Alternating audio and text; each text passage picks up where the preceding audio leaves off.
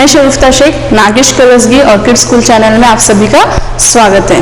बच्चों, हमने पिछली तासिका में पाठ क्रमांक 18 सुनहरी मछली इस पाठ को देखा था। प्रस्तुत पाठ में जो है हमने एक मच्छर और उसकी पत्नी की कहानी को हमने देखा था। प्रस्तुत पाठ में हमें लालच का फल इसके बारे में सीख दी कि किस तरह से अगर जो भी चीज़ हमारे पास में है या जो भी वस्तु हमारे पास में, अगर हम उसमें संतोष नहीं होते तो हम हमेशा दुखी ही रहेंगे। साथ ही साथ हमने इस पाठ के जो कठिन शब्द और एक वाक्य में प्रश्नोत्तर भी देखे थे। तो आज इसका अगला भाग भी देखेंगे, उसके पहले थोड़ा सा पुनर्अध्ययन कर लेंगे। पाठ का अगला भाग शुरू करने के पहले मैं बस आपको इस कविता को, जो पाठ हमने जो पढ़ा था, इसका बस सारांश फिर से एक बार मैं बता दूं। मछेरा सागर तट पर जाना नहीं चाहता था, परंतु उसकी पत्नी ने उसके नाक में दम कर दिया था। नाक में दम कर देना यानी बहुत ज्यादा परेशान किया था और उसको उसने सागर तट पर भेजा था। उसने 2 बार वहां पे चक्कर लगाए थे, लेकिन उसको कुछ भी नहीं मिला था। आखिरी बार भी उसे जाना पड़ा, तब भी उसके हाथ कुछ नहीं आया, लेकिन एक सुनहरी रंग की मछली उसके हाथ लग गई थी। और मच्छरा कैसा व्यक्ति था? तो मच्छरा जो है निसंतान व्यक्ति था, यानी जिसको बच्चे नहीं होते। मच्छरा सारा दिन जाल बिछाए रखता, कुछ मछलियां फंस जाती, वो उन्हें बेचकर जीवन की गाड़ी खींच रहा था। कि दिन में 2 वक्त परमात्मा जो खाने को देता है, तो इंसान को और क्या चाहिए, इसलिए वो अपनी रोजमर्रा की जिंदगी में खुश था। उसकी पत्नी लोभी थी। तो बताओ मच्छरे की पत्नी कौन से स्वभाव की थी? तो मछली की जो पत्नी है लोभी स्वभाव की थी। प्रतिदिन की भांति आज भी मच्छरा जाल लेकर निकल गया, और जिस दिन वो जाल लेकर निकल गया तो उसके उस दिन जो है एक भी मछली नहीं फंसी थी, और थोड़ी देर बाद एक सुनहरी रंग की मछली उसके जाल में फंस गई थी। और जो मछली जैसे उसके पास, जैसे यहाँ पे जो नेट दिखाया गया था, तो इसमें जो है उसकी मछली फंस गई, और जैसे ही जाल में मछली फंस गई तो उस मछली ने उस मछली से कहा कि मैं इस सागर की रानी हूँ, तुम अगर मुझे छोड़ दोगे तो मैं आपकी हर एक इच्छा पूरी करूंगी। यह वाक्य किससे कहा था? तो यह वाक्य जो है मछली ने जो है मच्छरे से कहा था। बूढ़े मछरे को जो मछली पर तरस आ गया, उसने उसे सागर में वापस छोड़ दिया था। और जैसे वो बिना खाली हाथ जो है वापस घर लौट के आया, तो मच्छरा उसकी जो पत्नी उसको पूछा कि तुम कुछ नहीं लाए? तो उसने सारी हकीकत बता दी कि किस तरह से आज सुनहरी मछली फंसी थी। उसने किस तरह से कहा कि तुम मुझे छोड़ दोगे तो मैं तुम्हारी सारी इच्छा पूरी कर दूंगी। तभी जो है उसकी पत्नी उसको कोसने लगे कि तुमने उससे कुछ भी क्यों नहीं मांगा, और उसको उसने वापस भेज दिया, जाओ कुछ मांग कर लाओ। तो मच्छरा वापस जाता है, और मच्छरा मछली से क्या मांगता है? तो मच्छरा जो मछली से सबने पहले क्या मांगा उसने? कि कुछ खाने के लिए सामान दे दो। मछली रानी, मेरे घर में खाने के लिए कुछ नहीं है, कृपया भोजन के लिए कुछ सामान दे दो। तुम घर जाओ, मैं वही भिजवा दूंगी, ऐसा मछली कहकर उसको वहां भिजवाती है। और जैसे मच्छरा घर पहुंचता है तो आटा, दाल, घी, चीनी, अनाज एवं सब्जी आदि ढेर के लगे हुए होते हैं। उसने पत्नी को बुलाया, दोनों मिलकर सभी वस्तुएं झुग्गी के भीतर रखी। अब तो हर रोज बूढ़ी अपने पति को कुछ न कुछ मांगने के लिए उस मछली के पास भेजा करती थी। अब पत्नी के कहने पर मच्छरा भी जो है रोज उस सुनहरी मछली से कुछ न कुछ मांगने के लिए जाता था। कभी वस्त्र, आभूषण, तो कभी महल, नौकर चाकर, दास दासिया के लिए कहती, और सब कुछ मछली ने जो उसकी सारी इच्छाएं पूरी की थी। फिर भी वो खुश नहीं थी, उसकी लालच जो है बढ़ती ही जा रही थी।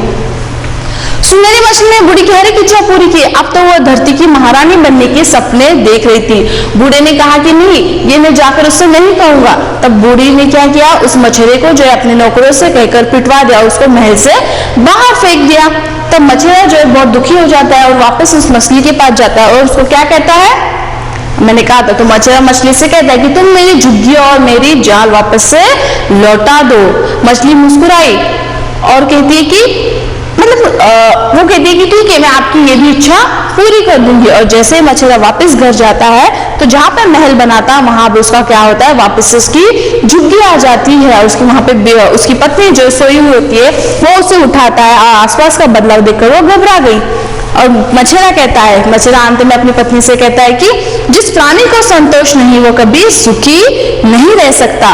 बूढ़े की प्रेम भरी बातों ने बूढ़ी मछली की आंखों से लोभ का पर्दा हटा दिया था। उसने अपनी भूल समझ ली और अपने पति से क्षमा मांग ली, और दोनों भी खुशी खुशी से जीवन बिताने लग गए थे। तो ये कहानी यही समाप्त होती है। साथ ही साथ हमने इसके बहुविकल्पीय प्रश्न देखे थे। सही उत्तर पर सही का निशाना लगाइए। पहला प्रश्न है, सागर तट पर मछली की क्या थी? कुटी, झुग्गी, झोपड़ी। तो सागर तट पर जो मछली की झोपड़ी थी, सागर तट पर मछली की झोपड़ी थी। अगला प्रश्न देखेंगे, मछेरा क्या पकड़ता था? तो मछेरा सागर तट पर जाकर क्या पकड़ता था? चिड़िया, केकड़ा, मछली। तो मछेरा जो है सागर तट पर जाकर मछली पकड़ता था। अगला प्रश्न है, सागर की रानी कौन थी? कौन सी कलर की मछली जो है मछेरे के जाल में फंस गई थी? तो सुनहरे रंग की। और वो क्या थी? सागर की रानी। वैल मछली, सुनहरी मछली, शार्क मछली। सागर की रानी कौन थी? किसने कहा था कि मैं सागर की रानी हूं? तो सुनहरी मछली ने कहा था। तो सागर की रानी कौन थी? सुनहरी मछली। अगला प्रश्न है, मछली ने किससे क्षमा मांगने लगी? अंत में मछली किससे क्षमा मांग रही थी? पति से, भगवान से, सुनहरी मछली से। तो अंत में जो है मछली अपने पति से क्षमा मांग रही थी। अगला प्रश्न हमने देखा था, निम्नलिखित वाक्य किसने किससे कहा?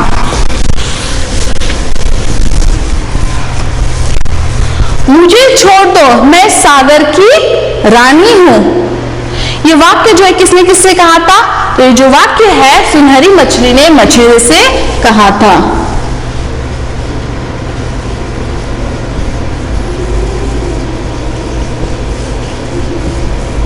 सुनहरी मछली ने मछेरे से कहा था। तो ये वाक्य जो हमने पिछली क्लास में देखे, बस आपको याद आ जाए इसलिए मैं बता रही हूँ। मेरे घर में खाने के लिए कुछ नहीं है, ये वाक्य किसने किससे कहा था? तो ये वाक्य जो है मछेरे ने जो है सुनहरी मछली से कहा था।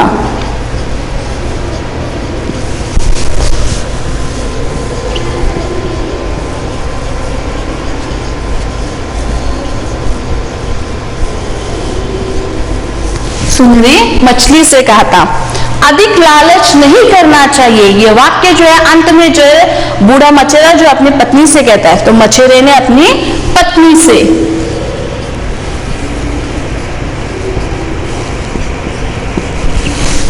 मछेरे ने अपनी पत्नी से।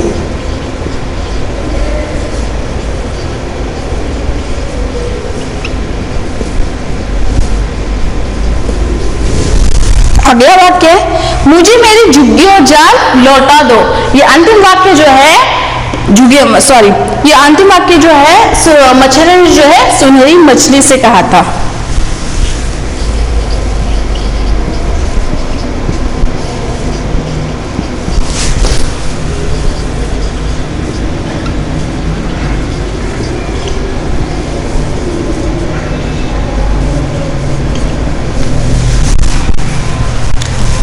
आपको आपके पाठ्य पुस्तिका में भी इस प्रकार से लिखना है। अगला प्रश्न हमने देखा था, एक वाक्य में उत्तर लिखिए।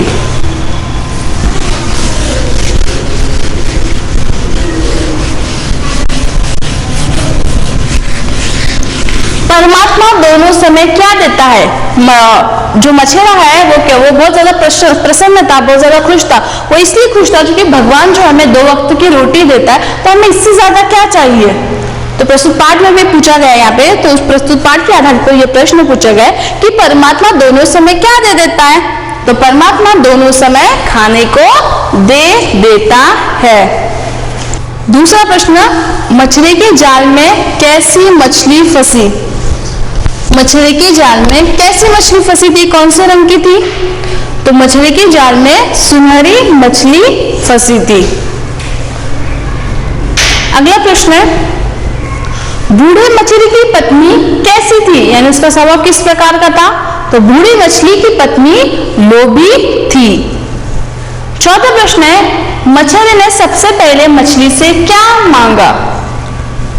जब उसकी पत्नी ने उसको वापस भेजा कि जाओ कुछ मांग लेगा, तो तब सबसे पहले मछली ने मछली से क्या मांगा? तो मछली ने मछली से सबसे पहले खाने के लिए कुछ सामान मांगा। अगला प्रश्न है, प्रश्नों के उत्तर लिखिए। पहला प्रश्न है, मछली की प्रसन्नता का क्या कारण था? तो इसका सही जवाब था, मछलियां पकड़कर और उन्हें बेचकर जो कुछ मिलता है उससे जीवन निर्वाह हो रहा है, दोनों वक्त खाने को मिल जाता है। यह संतुष्टि ही मछली की प्रसन्नता का कारण था। अगला जो दूसरा प्रश्न था, जाल में फंसी सुनहरी मछली ने मछेरे से क्या कहा? क्या कहा था? सुनहरी मछली ने मछेरे से कहा कि वह इस सागर की रानी है, यदि उसे छोड़ देगा तो वह उसकी हर इच्छा पूरी करेगी, इच्छा यानी ख्वाहिश। तीसरा प्रश्न है, मछेरे ने सुनहरी मछली से अपनी झुग्गी और जाल लौटाने की प्रार्थना क्यों की? इसका सही जवाब क्या था? धन के लालच में मछेरे की पत्नी की बुद्धि नष्ट कर दी थी। उसने नौकरों से पिटवाकर मछेरे को महल से निकाल दिया था। इससे मछेरा दुखी था, इसलिए सागर तट पर पहुंचकर उसने सुनहरी मछली को उसकी दी हुई चीजों को वापस लेने तथा झुग्गी और जाल को लौटाने की प्रार्थना की। अगला प्रश्न हमने चौथा देखा था, मछेरे ने पत्नी को क्या समझाया और उसका क्या परिणाम हुआ? क्या परिणाम हुआ था? अंत में वो उसको अपनी गलती का एहसास हो गया था। उसने अंत में अपने पति से क्षमा भी मांगी थी। क्षमा यानी माफी मांगना। मछेरे ने अपनी पत्नी को समझाया कि जिस प्राणी को संतुष्टि नहीं वह कभी सुखी नहीं रह सकता। बूढ़े की इस प्रेम भरी बातों ने बूढ़ी मछेरिन की आंखों से लोभ का यानी लालच का पर्दा हटा दिया था। उसने अपनी भूल के लिए अपने पति से क्षमा मांगी। अगला प्रश्न देखा था कि इस कहानी के लिए अपनी पसंद का नाम दो, और इसके लिए आपको यहाँ पे कुछ ऑप्शंस भी दिए गए। तो जैसे मुझे सही लगा वो मैंने नाम दे दिया, तो आपको जो सही लगता है उस हिसाब से आपको नाम देकर, और वो नाम क्यों दिया है वो आपको भी लिखना है। इस कहानी के लिए हमारी पसंद का नाम लालच का फल, क्योंकि लालच के कारण ही बूढ़ी मछली की बुद्धि नष्ट हुई थी और उसने अपने पति को तरह तरह से परेशान कर दुखी बनाया था। अगला प्रश्न है, निम्नलिखित शब्दों के लिंग बदलिए। पहला प्रश्न है मछेरा, तो मछेरे का लिंग बदल स्त्रीलिंग है। जैसे हमने पिछले राशि में बताया था कि लिंग के दो प्रकार होते हैं, पुल्लिंग और स्त्रीलिंग। अगर किसी शब्द से पुरुष जाति का बोध होता है तो पुल्लिंग, किसी शब्द से स्त्री जाति का बोध होता है स्त्रीलिंग। तो यहाँ पे कुछ शब्द दिए गए, सारे पुल्लिंग को स्त्रीलिंग में आपको बदल कर लिखना है। जैसे मछेरा का क्या आएगा? मछेरिन। तो वैसे धोबी का क्या आएगा? धोबिन।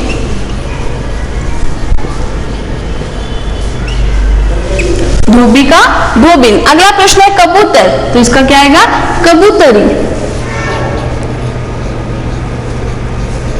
सारे पुल्लिंग लिखना, आपको उसको स्त्रीलिंग में लिखना है। बूढ़ा, बूढ़ी या बुढ़िया भी लिख सकते हो आप। बूढ़ा, बूढ़ी, बुढ़िया। प्रेमी, प्रेमिका।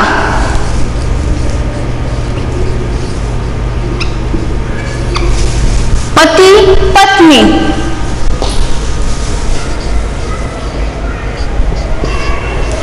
पति, पत्नी।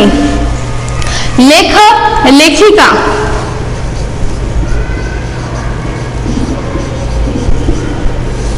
और ऊंट, ऊंटनी।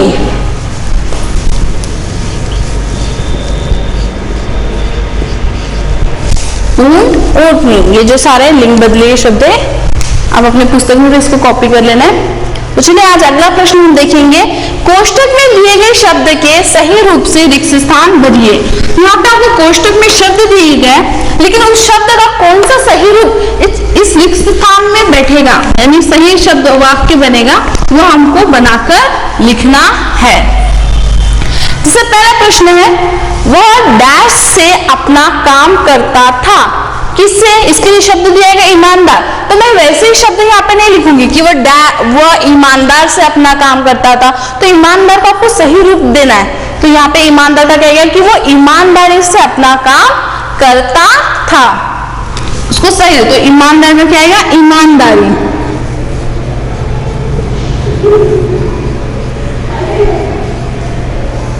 वो ईमानदारी से अपना काम करता था। मछरा उसे डैश रहा पर सब व्यर्थ था। समझाना, अब यहाँ पे मछरा उसे समझाना रहा, ऐसा तो नहीं आएगा, तो समझाने का सही रूप क्या है वो आपको इस वाक्य में डालकर उसको पूरा वाक्य करना है। तो समझाने का सही रूप, मछरा उसे समझाता रहा, समझाता रहा पर वो सब व्यर्थ था। अब जैसे इसका अलग अलग शब्द है कि मैंने उसको समझाया, मैं बोलूंगी मैंने उसको समझाया, रमेश ने सुरेश को बहुत समझाता, ऐसा तो नहीं हो सकता। तो वहां पे समझाने का सही रूप क्या होगा कि रमेश ने सुरेश को बहुत समझाया। तो इस प्रकार से जो है समझना इस शब्द का हमको उसका सही रूप कौन से वाक्य में बैठेगा, इस प्रकार से आपको सही कर लिखना है। जैसे अगला प्रश्न है, मछेरा टोकरी भरकर डैश ले आया। टोकरी भरकर क्या लाया? मछली। अब ऐसा नहीं कि उसने एक लाया, भरकर लाया मतलब एक से ज्यादा होगा, तो उसका आपको क्या लिखना है? बहुवचन रूप लिखना है। तो मछेरा टोकरी भरकर मछलियां लाया।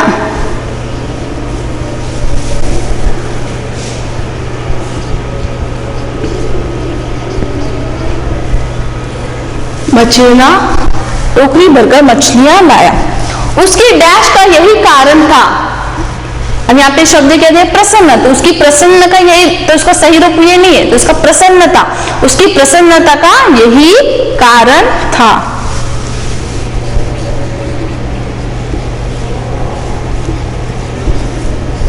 यही कारण था। वह अपने पति से क्षमा मांगना लगी। मांगना लगी तो नहीं आएगा, तो मांगने का सही रूप देंगे, वो अपने पति से क्षमा मांगने लगी।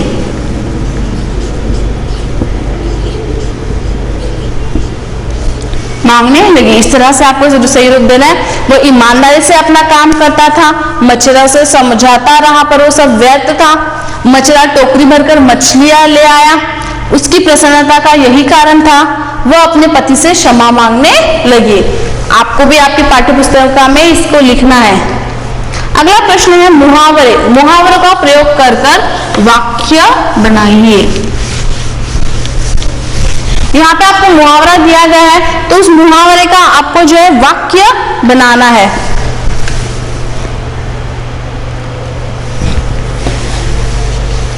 नाक में दम करना। नाक में दम करना यानी बहुत ज्यादा परेशान करना, तो नाक में दम करना। तो इस मुहावरे का इस्तेमाल कर हमें वाक्य बनाना है। जैसे महाजन ने तकादा कर करके किसान की नाक में दम कर रखा था। महाजन ने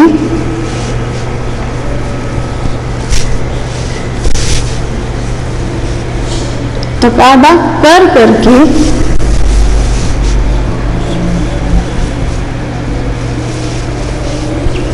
किसानों के नाक में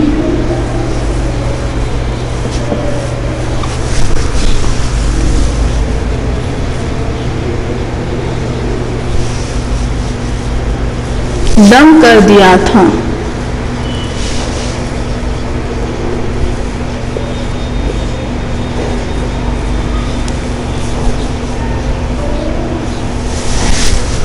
अब दूसरा भी वाक्य बना सकते हैं, बस इसका सही रूप होना चाहिए।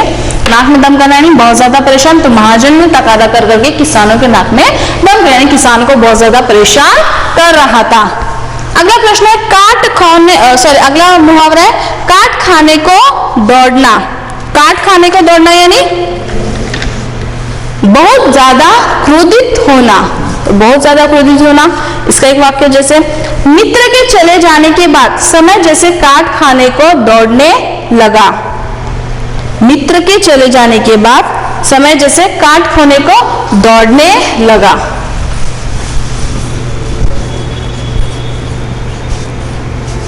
यहाँ पे ऐसा भी जैसे मित्र का जैसे यहाँ पे बताया गया कि बहुत ज्यादा क्रोधित होना, जैसा वो समय उसको ऐसा लग रहा था कि उसको कोई खा जाएगा, मतलब उसको ऐसा बहुत ज्यादा गुस्सा भी आ रहा था।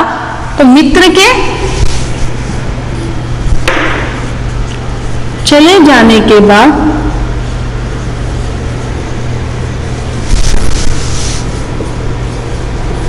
समय काट खाने को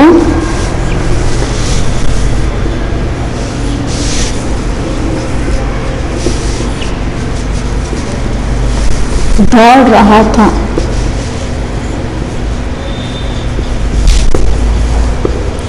यह भी हो सकता है और बाद में ये भी हो सकता है, जैसे प्रस्तुत पाठ में बताया गया है कि जो है मछली जो है उस मछली के ऊपर काट खाने दौड़ी, यानी वो उस पर बहुत ज्यादा क्रोधित हो गई थी। इस प्रकार का भी वाक्य बनता है। तो इस प्रकार का भी वाक्य बनता है कि जैसे मित्र के चले जाने के बाद समय जो है कट नहीं रहा था, और ऐसा मतलब बहुत ज्यादा लंबे समय लग रहा था, और जो बहुत ज्यादा गुस्सा भी आ रहा था, तो समय ऐसा लग रहा है कि जैसे वो काट खाने को दौड़ रहा है, यानी जैसे वो बहुत ज्यादा क्रोधित हो गए। अगला है सपना देखना। सपना देखना यानी कोई भी इच्छा करना, तो सपना देखना। उसने जिंदगी में बड़ा अफसर बनने का सपना देखा था।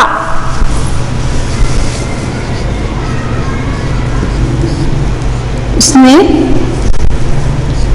जिंदगी में बड़ा अफसर बनने का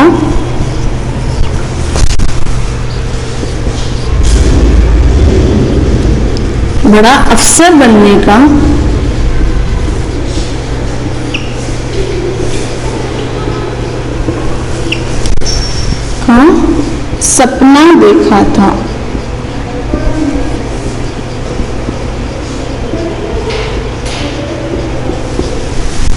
अगला प्रश्न है आपा खो बैठना। आपा खो बैठना यानी अपने आप में ताबा नहीं रहना। पिताजी का अपमान होते देख दिवाकर अपना आपा खो बैठा। पिताजी का अपमान देख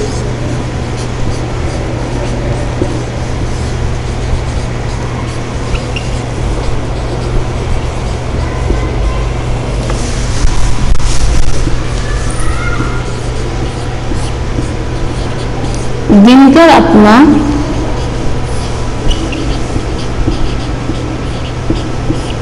आपा खो बैठा, यानी खुद पे ताबा नहीं रहना।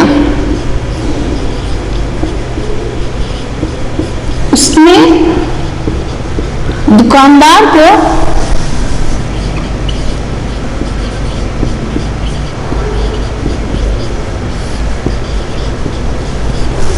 तमाचा दे दिया। तमाचा दे दिया यानी इसके गाल पर एक फटका लगा दिया। जैसे कोई दुकानदार है, उसके पिताजी का अपमान कर रहा है, तो वो देखकर बहुत ज्यादा क्रोधित हो गया, अपने आप में वो ताबा नहीं रख सका कि वो क्या करे उसको पता नहीं, तो उसने क्या किया, दुकानदार को एक तमाचा दे दिया। तो आप भी इस प्रकार से आपकी पुस्तक में लिखना है। अगला प्रश्न देखेंगे, प्रश्न क्रमांक 8। निम्नलिखित में से बेमेल शब्द पर गोला बनाइए।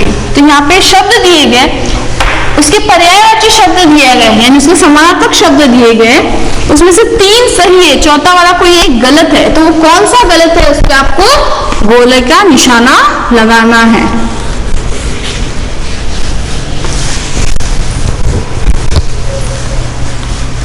जैसे पहला शब्द है आग, एक उदाहरण के तौर पे दिया गया आग, आग, अग्नि, अनिल, पावक, अनल।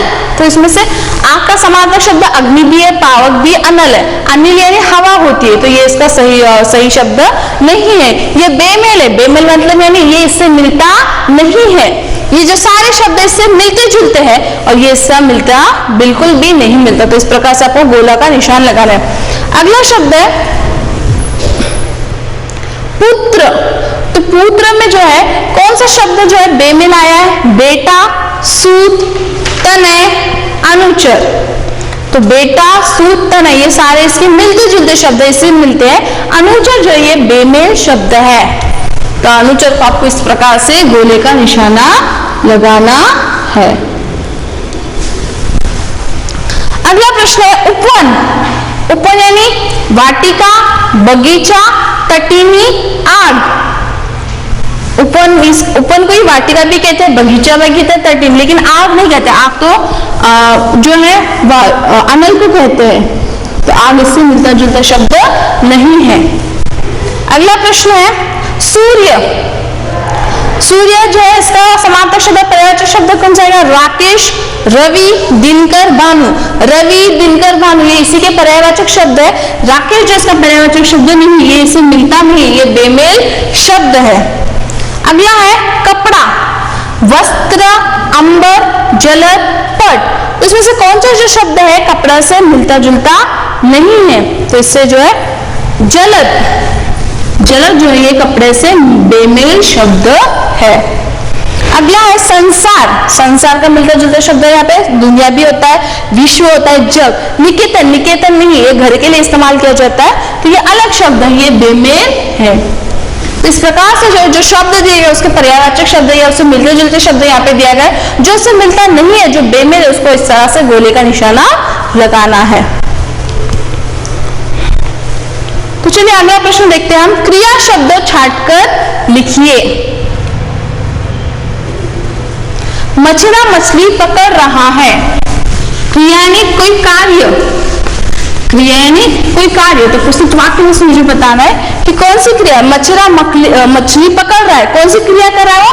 पकड़ रहा है। तो पकड़ रहा है क्या होगा? क्रिया शब्द। ये जो क्रिया शब्द हमने तीसरी कक्षा में भी पढ़ा है और चौथी कक्षा में मैंने आपको भी ये बताया है। तो यहाँ पे बस आपको क्रिया शब्द चुनकर हुआ अलग छाट कर लिखना है। मछला मछली पकड़ रहा है, इसमें क्रिया क्या है? पकड़ रहा है, पकड़ना। पकड़ रहा है ये पकड़ना, ये क्रिया हो गई। अगला शब्द है मछला नदी किनारे चक्कर लगा रहा था। इसमें क्रिया शब्द क्या है? लगा रहा था, लगाना,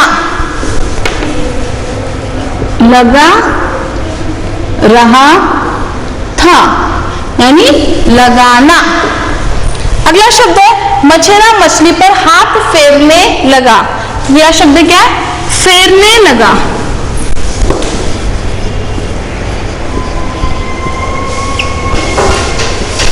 फेरने लगा।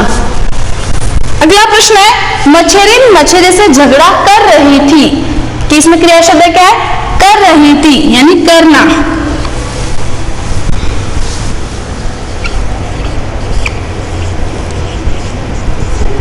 कर रही थी, क्रिया शब्द करना।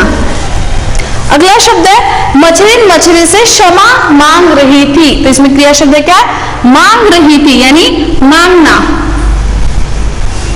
मांग रही थी।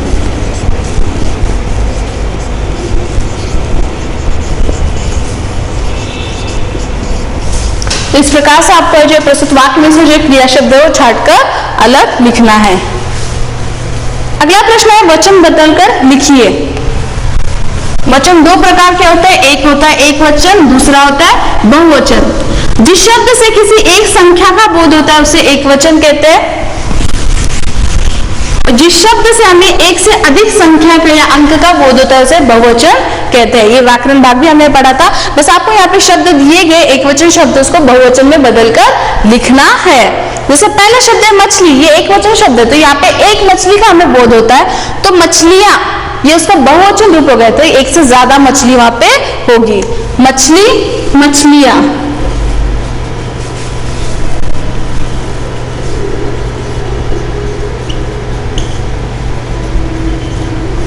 लेकिन कुछ शब्द ऐसे भी होते हैं जिसका एक वचन में भी वही रूप होता है और बहुवचन भी हमें वही रूप होता है। जैसे पानी, पानी को एक वचन में भी हम पानी कहेंगे, बहुवचन रूप में भी हम उसको पानी ही कहेंगे क्योंकि हम उसको गिन नहीं सकते। वैसे आभूषण को भी जो है शब्द जो होता है, अगर हमने कहा कि गहना, अगर वहां पे इस्तेमाल किया कि गहना, तो ये एक हो गया। उसी से अगर हमने बहुवचन इस्तेमाल किया तो गहने हो गए। लेकिन आभूषण का जब इस्तेमाल करते हैं तो उसका कोई भी बदल नहीं होता, उसको वैसे ही लिखना है। आभूषण का आभूषण ही आएगा।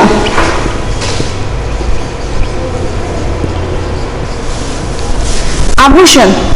अगला है सब्जी। सब्जी का बहुवचन क्या आएगा? सब्जियां।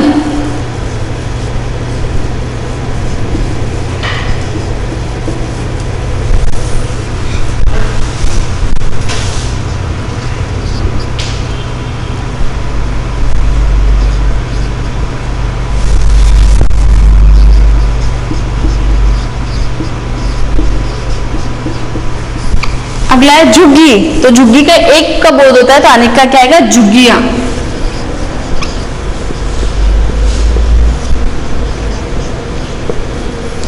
तो इस प्रकार से आपको एकवचन शब्द का बहुवचन करना है। पत्नी, पत्नी का क्या आएगा? प्राणी, प्राणी का भी जो शब्द है एज इट इज वैसे ही आएगा, पत्नी पत्नियां।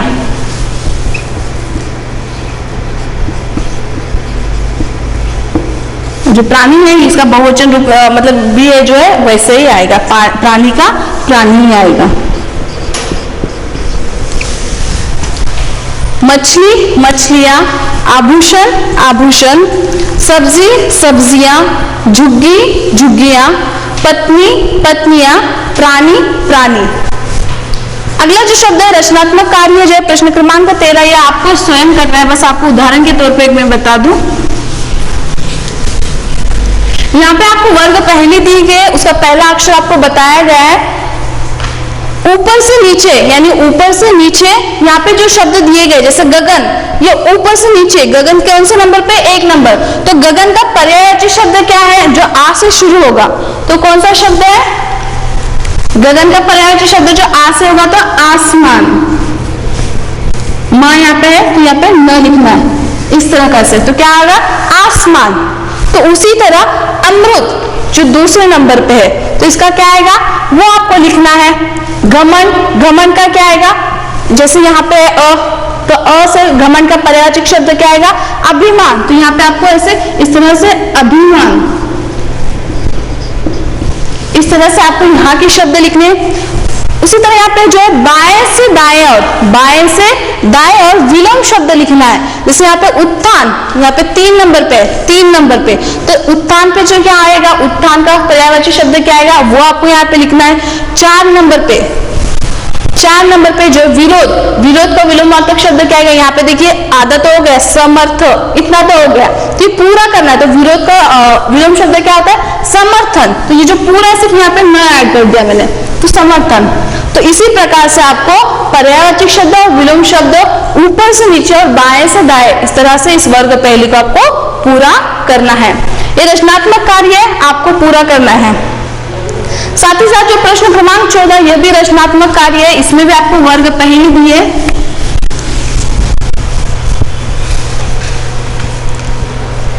वर्ग पहली दिए, नीचे दिए गए शब्द समूह से भेद के अनुसार संज्ञा शब्द अलग करके लिखिए।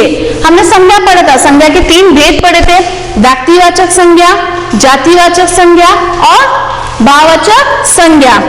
तो किसी विशेष व्यक्ति का स्थान का बोध होता है तो हम उसे व्यक्तिवाचक संज्ञा कहेंगे, किसी वर्ग का या जाति का बोध होता है तो उसे जातिवाचक संज्ञा कहेंगे, किसी की गुण दोष या भावना का हमें बोध होता है तो उसे भाववाचक संज्ञा कहते हैं। तो ये जो सारे शब्द है यहाँ पे दिए गए हैं, तो उसको कौन से शब्द, जैसे एक तो उदाहरण के तौर पे बता दूं, शिव, ये किसी विशेष व्यक्ति का नाम है, ये व्यक्तिवाचक में आएगा शिव।